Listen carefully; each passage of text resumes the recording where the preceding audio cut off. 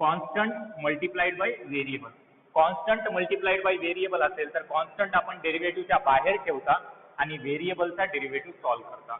आणि व्हेरिएबलचा derivative solve करते वेळेस इथं पॉवर आहे याचा अर्थ काय, त्या व्हेरिएबलचा होल पॉवर आहे. तुम्हाला काल ऑलरेडी मी सांगितलं साइन स्क्वेअर एक्स असेल किंवा साइन एक्सचा होल स्क्वेअर असेल, या दोन्हीचा अर्थ एकच आहे. हे होईल नेक्स्ट स्टेप मध्ये e to the power 3 sin square x minus 2 cos square x into 3 constant बाहेर डेरिव्हेटिव्ह ऑफ साइन स्क्वेअर, त्याला आपण असंही लिहू शकता साइन एक्सचा होल स्क्वेअर मायनस 2 कॉन्स्टंट बाहेर डेरिव्हेटिव्ह ऑफ कॉस एक्सचा होल स्क्वेअर. आता तुम्हाला तर माहिती आहे डेरिव्हेटिव्ह कधी सॉल्व्ह करू शकता, जेव्हा होल पॉवर 1 असेल तर. डायरेक्टली याला साइन एक्स म्हणून याचा डेरिव्हेटिव्ह कॉस एक्स आपण लिहू शकणार कारण होल पॉवर 1 नाही. याला आता x to the power n किंवा f of x to the power n असं काहीतरी गृहीत धरावं लागेल. X to the power n तर एन होऊ शकणार, काय आहे हे f of x to the power n आहे. Derivative of x to the power n जर असेल तर त्याचा derivative n x to the power n minus 1 येईल.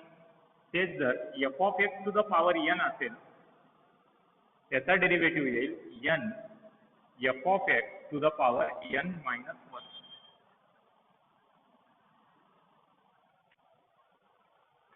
dy by dx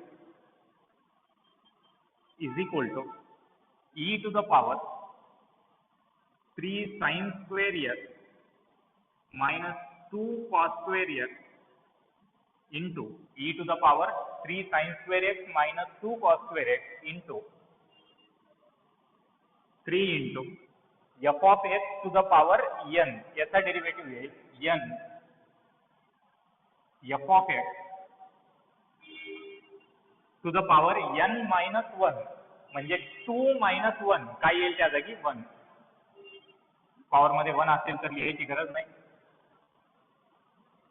into derivative of f of x into derivative of f of x minus 2 into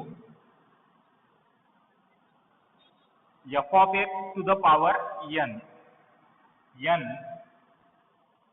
f of x to the power n minus 1 2 minus 1 1 येईल, power मध्ये 1 लिहायची गरज नाही.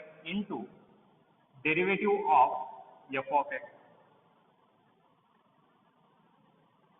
हे होईल dy by dx is equal to e to the power 3 sin square x minus 2 cos square x into 3 to हे 6 होईल, पण 6 लिहू नका कारण मी समोर जाऊन एक फॉर्म्युला यूज करणार आहे, double angle formula. 3 into 2 sin x, derivative of sin x is cos x, derivative of sin x is cos x minus 2 into 2 cos x and derivative of cos x is minus sin x.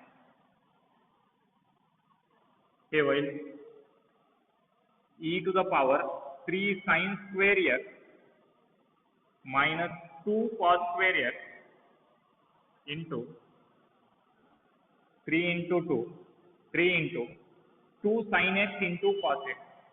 आपल्याकडे एक double angle formula available आहे sin 2 theta. sin 2 theta जर असेल तर त्या जागी आपण 2 sin theta into cos theta लिहिलं तर sin 2 थीटाचे अजून एक फॉर्म्युला आहे 2 sin x into cos x, value available आहे, त्या जागी मी sin 2x लिहू शकतो. हे होईल 3